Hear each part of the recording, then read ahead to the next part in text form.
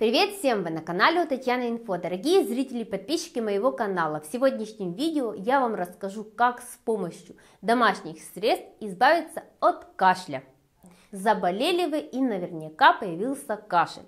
Советую приготовить такой напиток, такой отвар, который состоит из 2 столовых ложек травки тимьяна ползучего. Измельчаем листья тимьяна ползучего и заливаем кипятком. Варим на огне буквально 2-3 минуты, потом выключаем огонь и пускай этот напиток настаивается буквально 45 минут, максимум час. Потом процеживаем и по 2-3 столовых ложки такого напитка пьем буквально через каждых 3 часа.